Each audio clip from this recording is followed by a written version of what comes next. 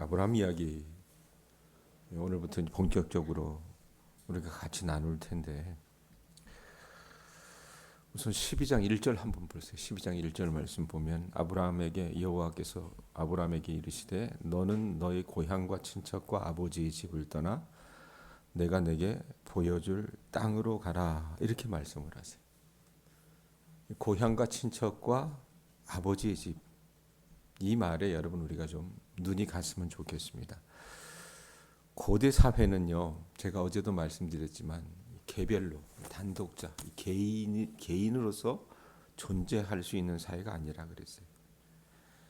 그러니까 고향과 친척과 아버지 집이라고 하는 게 어떤 상징적인 의미가 있는데 그게 뭐냐면 이 혈통을 중심으로 한 위계 질서, 이것이 결합된 어떤 총체라고 말할 수 있습니다. 우리가 여러분 생물학에서 보면 A라고 하는 세포가 친구 세포를 떠나면 죽습니다. 마찬가지라는 얘기. 고향과 친척과 아버지 집을 지금 하나님께서는 뭐라고 말씀하세요? 1절 다시 보세요. 뭐라고 얘기해요? 고향과 친척과 아버지의 집을 어떻게 하래요? 떠나라 그래요. 떠나라고. 고향과 친척과 아버지 집에 내가 있을 때 내가 존재할 수 있는 거예요. 고대 세계는. 근데 거기서 떠나라 이 말은요, 아무런 보호를 받지 못한다는 말입니다. 고향과 친척과 아버지의 집은 그 자체로서 보호자의 뜻이었어요. 그러니까 고대 세계는요, 내가 속한 나의 집단이 나를 보호할 수 있는 겁니다. 개인이란 있을 수 없어요. 그런데 이 문화와 세계관 속에 살고 있는 아브라함에게 하나님께서 뭐라고 말씀하셨어요? 고향과 친척과 아버지의 집을 떠나서 내가 내게 보여줄 땅으로 가라 이렇게 말씀하세요. 그 모든 것을 끊어버리고 이제는 어떻게 해요? 혈혈단신 단독자가 되라고 요구를 하세요. 네? 여러분 아브라함 입장에서는 또 이 이야기를 전해 들었던 그 당시 사람들 입장에서는요, 하나님의 이 말씀은요, 이 명령은 너무나 말이 안 되고 공포스럽고 무서운 명령이었습니다. 자, 그런데 아브라함이 고향과 친척과 아버지의 집을 떠나 하나님께서 그에게 지시하신 곳으로 가라고 말씀하셨을 때 아브라함이 어떻게 합니까? 조금 띄어서 12장 4절 앞부분 보세요. 12장 4절 앞부분에 보면 뭐라고 얘기합니까? 이 아브라함이 여호와의 말씀을 뭐했대요? 따라갔다라고 얘기합니다.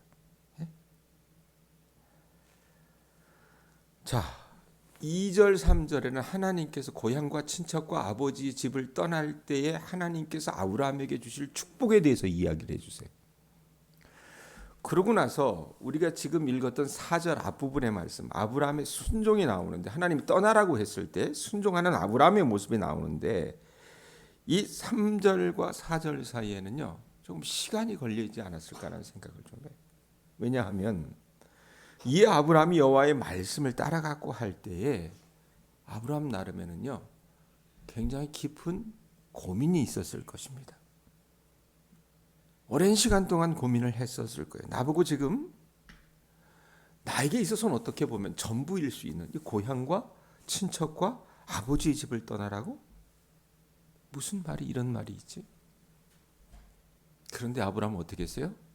4절에 있는 것처럼 여호와의 말씀을 따라갔다라고 얘기합니다. 왜 따라갔겠어요? 하늘 아래 자기를 도와주실 분은 하나님밖에 없구나라고 하는 것을 그가 절실히 깨닫고 따라갔다라고 이 창세기 기자는 기록하고 있는 것 같아요. 생각을 한번 해보세요, 여러분. 이 갈대아 우르라고 하는 곳에서 아브라함이 도착했던 이 가나안이라고 하는 이곳은 거리만 해도 직선 거리로 최소한 800km 정도가 돼요. 그러면 그때 당시 여러분 무슨 치안이 잘 돼 있었던 것도 아니고 법치 국가가 아니었기 때문에 아브라함이 소떼와 양떼를 몰고 이 긴 거리를 이동한다고 하는 것은요, 생존한 확률이 요즘으로 얘기하면 0.00001%도 안 됩니다. 그가 그렇게 800km를 이동할 때 그 길 사이에는 강도떼도 있을 것이고 기근도 있었을 것이고 폭풍우 여러 가지 온갖 자연재해와 위험이 도사리고 있었을 것이고 또 소와 양을 데리고 이동했기 때문에 목초지가 필요했잖아요. 그런데 이 풀이 자라는 곳은 여러분 평평한 그냥 도로변이 아니란 얘기입니다. 고속도로가 아니잖아요. 이런 곳을 가축을 데리고 이동한다는 것은 우리가 생각하는 이상으로 보통 어려운 여정이 아니라고 말입니다. 자, 그런데 하나님 그 말씀에 아브라함이 이 모든 불편함을 감수하고 위험을 감수하고 75세 고향과 친척과 아버지의 집을 떠나요. 자, 제가 좀 전에 그런 얘기 했잖아요. 왜 아브라함이 12장 4절에 여호와의 말씀을 따라갔다라고 이야기할까? 왜 따라갔을까? 뭔가 동기가 있었기 때문이 아닌가라는 생각을 해요. 어제도 말씀에 여러분 우리가 잠시 나눴는데 11장 30절 한번 보세요.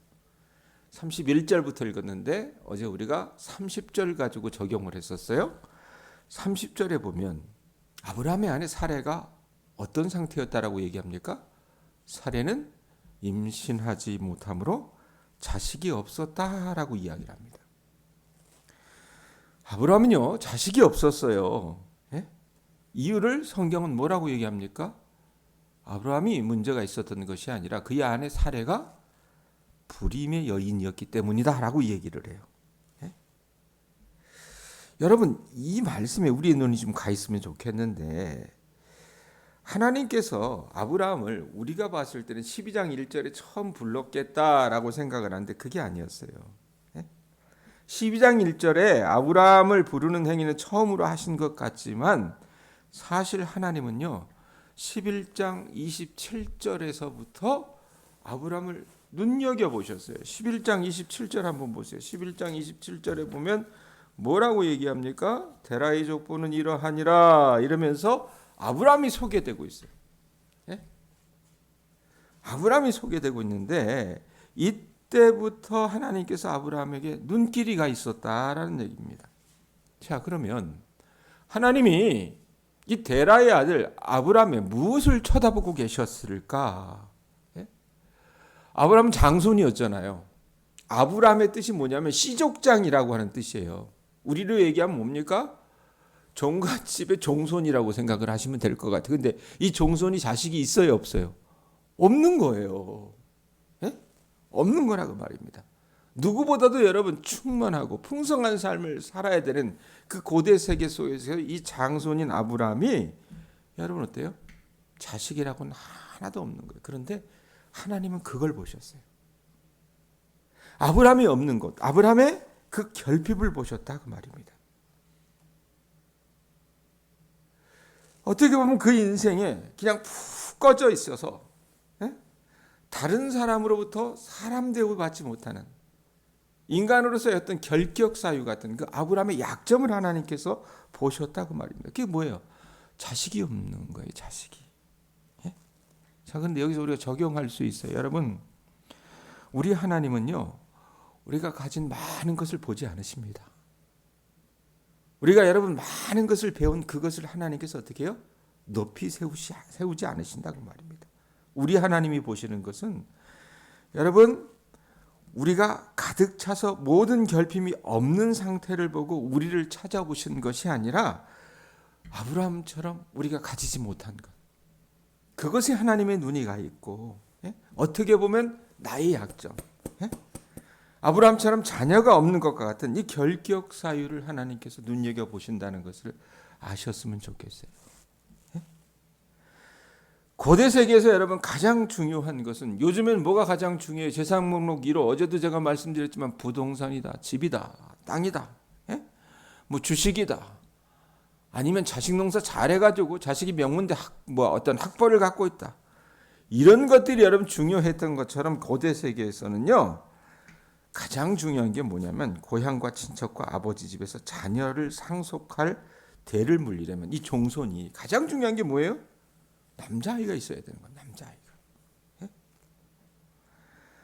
고향과 친척과 아버지의 집은 남자아이의 대물림의 위계질서를 토대로 하기 때문에 고향과 친척과 아버지의 집에서 존재하려면요, 필수적인 요소가 자식이 있어야 되는 거예요. 근데 이 종손인 아브라함은 어땠어요? 아내인 사레가 임신하지 못함으로 자식이 없었습니다. 그러니까 헛껍데기예요. 살아있는 존재가 아니라는 얘기입니다. 대물림을 전혀 하지 못하는 가문에서 완전히 그림자 같은 존재로 살아야 했다고 말입니다. 남자 상속자를 낳아야 되는데 아브라함에게는 자식이 없었던 거예요. 자, 그러므로 하나님은 이 아브라함이 고향과 친척과 아버지의 집에 살면서 이 사람이 지금 존재 자체가 없다고 그랬잖아요. 남자 상속자를 낳지 못하고, 이건 어떻게 해결할 수 있는 문제가 아니잖아요. 대물림도 못하는 이 결핍의 상황, 난처한 상황을 11장 27절 말씀부터 보셨다가 12장 1절이 딱 넘어오자마자 하나님께서 어떻게 해요? 아브라함에게 말씀을 걸어오신 거예요. 어떤 말씀을 걸어오십니까? 12장 1절 다시 보세요. 여호와께서 아브라함에게 이르시되 너는 너의 고향과 친척과 아버지의 집을 떠나 내가 내게 보여줄 땅으로 가라. 이렇게 얘기했어요. 재미난 것은 이 고향과 친척과 아버지의 집을 떠나는 일은요, 아브라함의 아버지 데라라고 하는 인물이 먼저 결행했다는 겁니다. 아마도 이 자식 하나 낳지 못하는 이 아들놈, 이 며느리하고 그 갈대아라고 하는, 그 당시 요즘으로 얘기하면 전 세계 가장 고대 문명이 발달해 있었던 뉴욕과 같은 도시에 떵떵거리고 살 수 있었는데, 자식이, 이 아들놈이 자식을 낳지 못하니까 어떻게 부끄러워서 이주를 했었던 모양이에요. 그래서 31절 보세요. 11장 31절 우리가 읽기 시작했던 31절에 뭐라 그래요? 데라가 그 아들 아브람과 하란의 아들인 그 아들 아브람과 하란의 아들인 그의 손자 롯과 그의 며느리 아브람의 아내 사레를 데리고 갈디아인의 우르를 떠나, 그 당시 뉴욕을 떠나 서울을 떠나 생면 알지도 못하던 가나안 땅으로 가고자 하더니 하란에 이르러 거기 거류하였으며라고 얘기합니다. 데라가 먼저 결행을 해요. 그러다가 잠깐 거류했다는 게 잠깐 그곳에서 살기로 했다는 말인데, 그 도중에 이 데라가 죽습니다. 가나안 땅까지 가지 못해요. 그러고 나서 한 번 더 고향과 친척과 아버지의 집을 떠난다는 말을 들었던 사람이 누구예요? 아브라함이라고 말입니다. 이때 아브라함의 나이가 75이었어요. 이 고향과 친척과 아버지의 집을 떠난다라고 하는 말은 하나님이 이런 말씀하시는 것 같아요. 아브라함아, 자식 하나 낳지 못해서 대물림할 수 없는 그 난처한 상황에서 새로운 가문의 족보를 만들기 위해서는 네가 그 공동체, 그 셈족의 족보, 데라의 족보에 연연해서는 안 된다. 그곳에서 떠나야 한다. 아브라함아, 너는 데라 자손의 족보를 만드는 데는 실패한 인물이다. 그런데 내가 앞으로 너에게 자식을 줄 것이다. 내가 주는 그 아들은 데라의 생물학적 자손이 아니라 새로운 민족의 조상이 될 것이다. 내가 자연스럽게 대물림할 수 있는 생물학적인 자손을 낳는 데는 실패했다. 그런데 이제 나 여호와가 고향과 친척과 아버지의 집을 떠나 너에게 새로운 큰 민족의 조상이 되게 만들어주겠다. 이런 아주 끌리는 매혹적인 목소리로 아브라함을 불러내신 거예요. 자, 그런데 여러분, 아브라함이 무턱대고 떠났느냐? 아니에요. 여러분, 아브라함은요, 나름대로 계산을 하는 사람이었습니다. 1절에 떠나라라고 말씀을 하시고 4절에 아브라함이 떠났다라고 얘기했을 때 중간에 여러분 2절 3절에 하나님의 약속이 있어요. 자, 자기가 고향과 친척과 아버지의 집이라고 하는, 어떻게 보면 이 결속력이 강하고 자기를 보호해 줄 수 있는 이곳을 떠나서 그저 하나님이 지시하시는 그 땅으로 뚜벅뚜벅 걸어갈 때는요, 아브라함이 계산했을 때 뭔가 자기 인생을 걸만할 정도의 큰 약속이 필요했던 것입니다. 그래서 2절 3절 보세요. 한번 12장 2절 3절에 하나님께서 어떤 약속을 해주세요? 내가 너로 무엇인데요? 큰 민족을 이루고 내게 복을 주어 내 이름을 창대하게 하리니 너는 복이 될지라 라고 말씀을 하세요. 너를 축복하는 자에게는 내가 복을 내리고 너를 저주하는 자에게는 내가 저주하리니 땅의 모든 족속이 너로 말미암아 복을 얻을 것이라 하신지라. 이 약속을 해주셨다 그 말입니다. 이 약속이 아브라함에게는 어떻게 해요? 갈대아 우르에 사는 것보다는 훨씬 자기에게 어떻게 해요? 유용했다 그 말입니다. 하나님이 아브라함을 어떻게 해요? 낚으신 거예요. 아브라함은요, 하나님의 이 약속을 믿은 거라 그 말입니다. 어떻게 믿었는지는 구체적으로 밝히고 있지는 않지만 말씀대로 보면 아브라함이 뭐라고 얘기해요? 그 약속을 믿고 따라갔다라고 얘기해요. 내가 너로 큰 민족을 이루고 내게 복을 주어 내 이름을 창대하게 하리니 너는 복이 될지라. 너를 축복하는 자에게 내가 복을 내리고 너를 저주하는 자에게 내가 저주하리니. 그래놓고 뭐라 그래요? 3절 뒤에 뭐라 그래요? 땅의 모든 족속이 너로 말미암아 복을 얻을 것이니라. 이 얘기를 하세요. 내가 너로 큰 민족이 되게 하겠다. 너에게 복을 주어서 내가 큰 이름을 떨치게 하겠다. 너는 복의 근원이 될 것이다.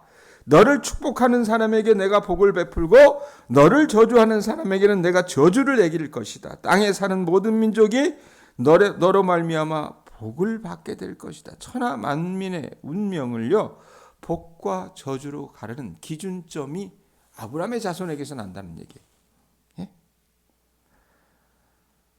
아브라함과 같은 삶을 사는 사람들은 복을 받을 것이고 아브라함과 같은 삶의 방식을 비난하고 저주하는 사람들은 저주를 받게 된다는 그런 삶의 기준점으로 만들어 주시겠다는 얘기예요.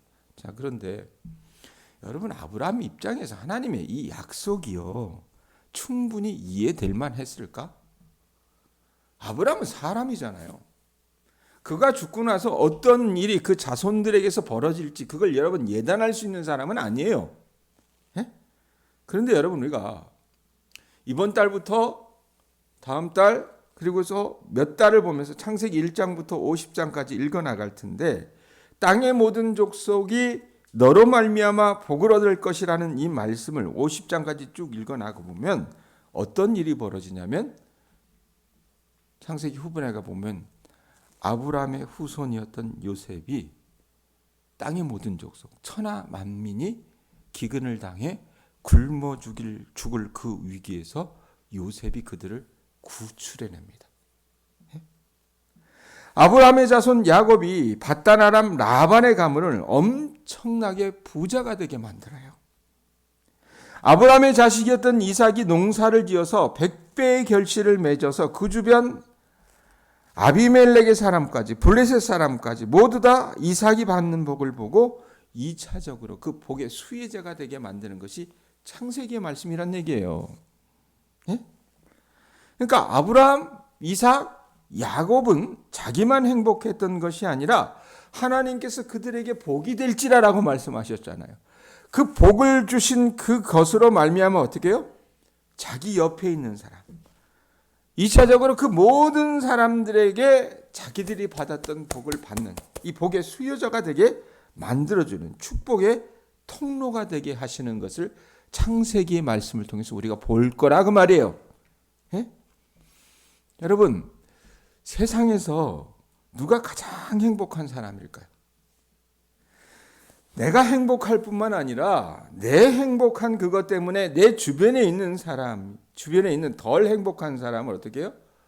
하나님께서 주시는 그 복으로 말미암아 내가 복받는 것 때문에 덜 행복한 그 사람이 충만한 복으로 행복한 사람이 될 수 있도록 그 행복을 어떻게 가져다주는 축복의 통로가 되는 행복의 매개자, 행복의 중보자, 행복의 촉진자의 삶을 내가 살아간다고 하면 어떻게 해요? 그것만큼 행복한 사람이 없는 겁니다. 예? 아브라함이요, 이런 엄청난 약속을 받은 거예요. 그런 복을 하나님께서 주신다고 하는데 이 갈대아 우리에 앉아 있을 수가 없는 거예요. 갈대아 우리에 있으면서 자식 하나 없는 정말 복도 지질이 없는 삶을 사는 것이 아니라 창세기 12장 2절 3절에 말씀하셨던 그 약속을 따라간다면 나만 복받는 것이 아니라 나를 통해서 내 주변의 사람이 일하시는 하나님의 역사를 보게 될 것이라는 거 하는, 그걸 바라볼 줄 아는 여러분 믿음이 아브라함에게 있었다 그 말입니다. 여러분, 아브라함이 그 조상 아담과 대별되는 것이 있어요. 아담은 어떤 사람이었습니까? 하나님의 말씀을 불순종했던 사람이에요. 그렇잖아요. 근데 아브라함은 어때요? 그 하나님의 말씀, 어떻게 보면 가당치도 않은 것처럼 보일 수 있겠지만 그 하나님의 말씀을 믿고 순종했던 사람입니다. 2026년 우리 교우들에게 하나님은 무엇을 말씀하십니까?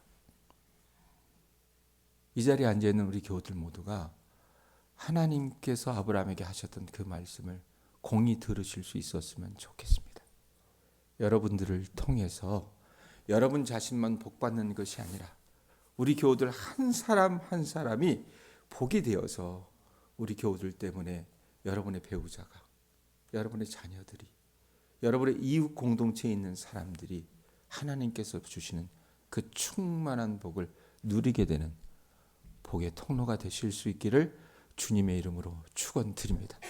순종하는 삶을 살아나가는 주의 자녀들 되실 수 있기를 바랍니다. 기도하겠습니다.